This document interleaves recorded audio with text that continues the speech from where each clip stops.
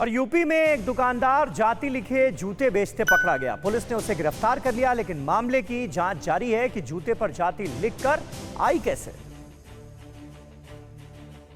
ये जूते जातिवादी हैं। इन जूतों की जाति लिखी गई है और ये जूते बेचने वाला दुकानदार सलाखों के पीछे है। घटना उत्तर प्रदेश के बुलंदशहर की है। यहाँ एक जूते बेचने वाले के पास से जाति सूचक शब्द लिखे हुए जूते मिले। हुआ कुछ यूं कि एक युवक दुकान पर जूता खरीदने पहुंचा तो उसका माथा ठनक गया। जूते के सोल पर नीचे एक जाति सूचक शब्द लिखा हुआ था। युवक और दुकानदार की नोकझोंक शुरू हो गई।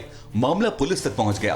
पुलिस ने आरोपी दुकानदार को गिरफ्तार कर लिया। नासिर नाम के एक व्यक्ति ने अपनी दुकान में जूते बेच रहा है और जूते के तले पे जाति सूचक शब्द जैसे ठाकुर लिखा हुआ है। थाना गुलाटी पर एक अभियोग पंजीकृत किया गया है। जो भी तथ्य प्रकाश में आएंगे उसके आधार पर कार्रवाई की जाएगी। अब इस पर जूते बेचने वाले दुकानदार का कहना है कि वो दिल्ली से जूते खरीद कर लाता है और यहाँ लाकर अपनी दुकान पर बेचता है। इसके अलावा वो कुछ नहीं जानता। पुलिस मामले की जांच कर रही है कि किस फैक्ट्री में बनते हैं और उस पर जाति सूचक शब्द क्यों लिखा गया। हाल ही में उत्तर प्रदेश में गाड़ियों पर जाति लिखने पर कड़ी कार्रवाई की गई है, लेकिन उसके फौरन बाद जूते पर लिखे जाति सूचक शब्द ने नया बवाल खड़ा कर दिया है।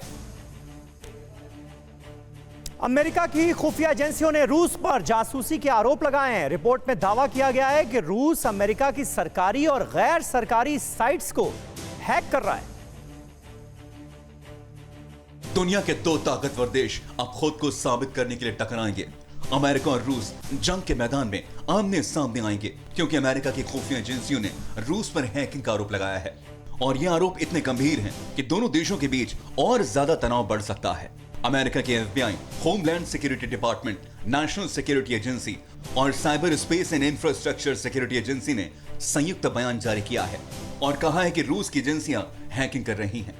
सरकारी और गैर सरकारी नेटवर्क का साइबर समझौता जिम्मेदार है।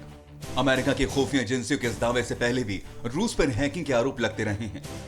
उसमें आरोप लगे थे कि कोरोना वैक्सीन को लेकर रूस हैकिंग कर रहा है तकनीक चुराने के लिए, लेकिन ट्रंप ने कहा था कि इस हैकिंग के पीछे चीन हो सकता है। जांच में बात सामने आई कि इसके पीछे चीन नहीं, रूस है।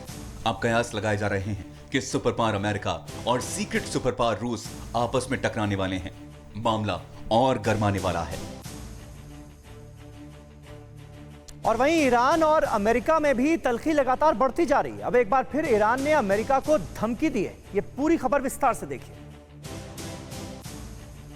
इस वक्त दुनिया के दो मुल्क एक दूसरे के आमने सामने हैं। वैसे तो अमेरिका की दुश्मनी दुनिया के कई मुल्कों से है, उनमें से एक ईरान भी है और अब ईरान ने एक बार फिर अमेरिका को धमकी दी है। टॉप ईरानी जनरल ने कहा है कि इस बार अगर अमेरिका ने कोई गलती की तो उसे खौफनाक अंजाम भुगतना पड़ेगा। ईरान ने कहा है कि वो जंग की शुरुआत नहीं करेगा, लेकिन अगर अमेरिका ने उसे जरा भी छेड़ने की कोशिश की तो वो बदला लेना भी जानता है। आपको बता दें कि 3 जनवरी से ही दोनों देशों के बीच तनाव बढ़ गया है। जब ईरान अपने सबसे बड़े कमांडर जनरल सुलेमानी की मौत की बरसी मना रहा था, तब पूरे ईरान से अमेरिका से बदला लेने की आवाज बुलंद हो रही थी। इस बीच अमेरिका ने अपने जहाजी बेड़े का मुंह भी ईरान की तरफ कर दिया है। तो वहीं ईरान ने भी एक दिन पहले शक्ति प्रदर्शन किया, जब उसने ताकतवर ड्रोन्स के जरिए दुनिया को अपनी ताकत दिखाई। खबरें ये भी हैं कि ईरान गुपचुप तरीके से एटम बम बनाने में भी लगा हुआ है। ऐसे में अमेरिका भी कोई रिस्क नहीं लेना चाहता। ईरान के जनरल सुलेमानी की हत्या के 1 साल बाद अमेरिका ने बड़ा फैसला लिया है। अमेरिकी एयरक्राफ्ट कैरियर USS निमित्ज को ईरान के आसपास तैनात रखने का आदेश दिया गया है।